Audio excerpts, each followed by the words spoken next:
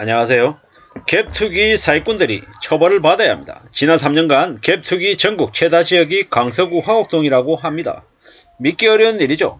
사상 최대 난리가 나고 있습니다. 사상 최대 아비규환이죠. 2년 전에 343채를 해먹은 전세 사기꾼이 주택보증공사 사장 집 앞에서 대리 시위권을 사가지고 시위를 벌인 일이 있습니다. 2020년이죠. 2020년. 어처구니가 없죠. 당시에 주택보증공사가 악성다중 채무자를 더 강하게 관리해가지고 프레셔를 가하려고 했었어요. 그랬더니 그 갭투기꾼이 무슨 짓을 했냐. 기관장을 협박한 거예요.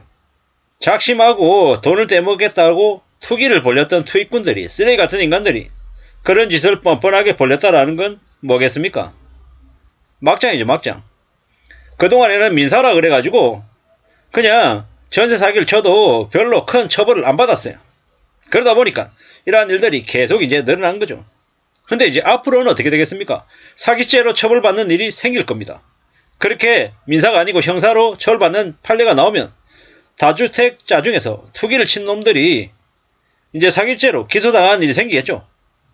강제금에 넘어가고 고의성으로 돈을 떼먹는 이들이 차츰차츰 잡히게 될 수 있을 겁니다. 그렇다라고 감히 믿습니다. 그렇게 돼야 됩니다. 사기를 쳐먹고 돈을 안 갚겠다고 작정했던 인간들이 잡혀 들어가야 되는 거죠. 처벌을 받아야 되는 겁니다. 그러라고 법이 있는 거고 나라가 있는 겁니다. 강서구 화곡동에 저기 빌라 사면 괜찮다고 떠들어댔던 유튜버들, 가짜 전문가들, 그런 놈들 전부 다 잡아가지고 쳐넣어야 됩니다. 그런 놈들이 대한민국의 부동산 시장을 교란시키고 나라 꼴을 개판을 만들었습니다. 저 강서구 화곡동이 이제 서울 중심가로 출퇴근하기 용이한 곳이다 보니까 많은 2030들 청년들이 전세로 많이 살았죠. 전세 대출 받았어요. 그랬던 이들이 서서히 이제 미쳐가고 있죠. 왜? 사기가 계속 드러나니까요. 자기 보증금이 공제에 붕 뜨니까 미치는 거죠. 앞으로 우리가 많은 국민들이 감당해야 될 부담이 엄청 커지겠죠. 왜? 또 저렇게 주택보증공사에 뭡니까? 보증금 이렇게 정해가면 어떻게 됩니까? 결국 우리 세금이 날아가는 거죠. 씁쓸하죠. 어처구니 없습니다. 앞으로 한쪽에서는 세금 낭비가 더 심해지고 또 한쪽에서는 펑크가 계속 나고 계속 세금으로 메워야 되는 일이 계속 생겨나겠죠. 어떻게 살아야 될지 많이 고민하고 항상 대비해야 되는 막장 사기꾼 세상이 지금의 세상입니다. 세금 부담 늘어나고 사기치고 나쁜 짓 하고 해도 자기만 잘 먹고 잘 살면 된다라고 떠들어대는 인간들, 그런 인간들이 앞으로 어떻게 되겠습니까? 어떻게? 그런 놈들이 이제 처벌 받아야죠. 상상을 초월하는 수준의 전세 사기가 넘쳐났고 경매터 나오면 법인으로 다시 인수해가지고 또 수익 내고 이런 미친 짓거리들을 했던 개막장 일이 계속 벌어졌지만 문재인 정부 때 아무 짓거리 하지 않았어요.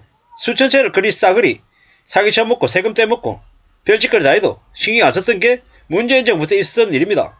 도대체 문재인 정부 때 문재인 대통령이라고 한 작자는 부동산 관련해서는 무슨 생각이 있었던 걸까요? 그냥 부동산 영역에 한해서는 최악의 대통령이었다라고 감히 말씀드립니다. 형사적행연구원에서 700페이지가 넘는 부동산 관련한 교란 세력들에 대한 모든 행태를 다 오픈해서 보고했단 말이죠. 그랬지만 아무 짓거리 하지 않았습니다. 김현미 국토부 장관 혹은 문재인 정부, 문재인 대통령, 각종 고위직 관료들, 그 놈들이 전부 다 사기꾼하고 공범입니다. 공범. 말이 심하다라고 얘기할지 모르겠지만 어떻습니까? 개막장 짓이 벌어졌는데 문재인 정부 때 그냥 아무 짓 안 했어요. 갭투기 1000채, 2000채 해먹은 놈들의 물량이 경매로 나오고 경매 처리되기 전에 또 그동안에 싼 월세 받으면서 또 돈 벌고 있고 이런 짓거리에도 아무 처벌이 없었어요. 정부가 세금이 부족하다면서 이런 놈들을 왜 놔두는 걸까요? 100% 추징하고 과징금을 매겨서 세금 메워야죠. 부동산 카페, 단기 임대 이러면서 지금도 계속 나오고 있답니다. 막장이죠. 나라 꼴이 얼마나 개판이면 이런 짓거리들이 문재인 정부 때 계속 벌어졌을까요? 뭐 지금은 지금대로 마찬가지고요. 그래도 지금의 윤석열 정부 때는 그래도 대응이라도 하려고 움직이고 있는데 그전 정부 때 민주당 정치 세력들 그 당시에 관료들 도대체 무슨 짓을 했냐고요. 악마들이죠, 악마들. 갭 투기 시키고 전세 사기 치고 보증금 받고 나가면 비어있는 동안에 또 단기 월세 받고 경매 처분되기 전까지는 소유가 자기 이름으로 돼 있으니까 공인중개사 써서 단기 월세 받고 경매 나가면 또 자기가 법인 세워가지고 낙찰 받고 이런 이제 악순환들이 계속 벌어졌었죠. 거의 대부분의 이런 일들은 벌어질 걸 이미 예견하고 알고 있었습니다. 재테크 카페 전부 다 엮여있죠. 공인중개사도 엮여있고요. 이게 세금 빼먹기 전세 사기가 아니고 뭐겠습니까? 뭐 앞으로 난립니다, 난리.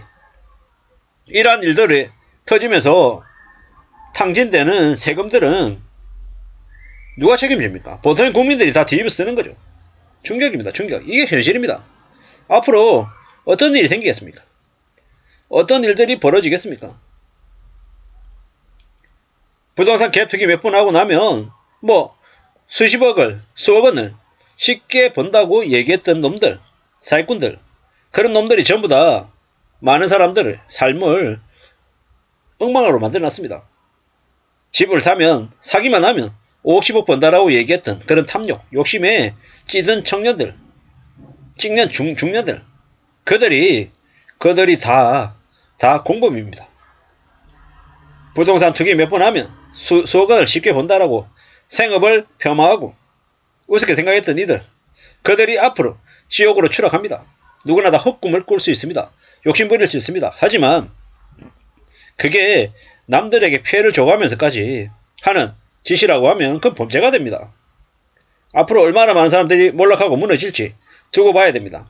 오른다란 악마의 속삭임에 넘어갔던 많은 이들이 노예가 되고 있습니다. 이미 그들이 우리 사회 하층민이 돼서 입 다물고 편의점에 냉동 도시락 먹으면서 미친듯이 일만 해야 됩니다.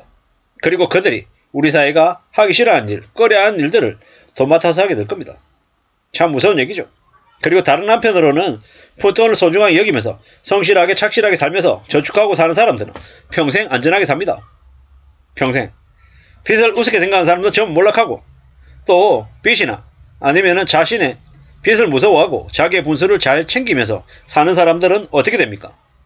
좀 더 안정적이고 탄탄한 자기 자산을 가지고 살아가게 된다라는 겁니다. 갭 투기, 투자, 뭐 부자, 경제적인 자유 이런 것들을 얘기했던 놈들이 상당수가 저 갭 투기에 동원이 되고 저기에 걸려들었다라는 이야기를 좀 드리고 싶습니다. 대한민국의 국민의 절반 이상이 벌써 투기에 빠져 있는 상태입니다. 그들이 자발적인 노예가 될 것이면 불보듯 뻔한 얘기인 거고요. 우리는 절대로 세상을 사는 걸 소홀하게 생각해서는 안 되겠습니다. 갭 투기로 인한 충격이 앞으로 더 크게 다가올 것임을 명심하며 살아야 되겠습니다. 이상입니다.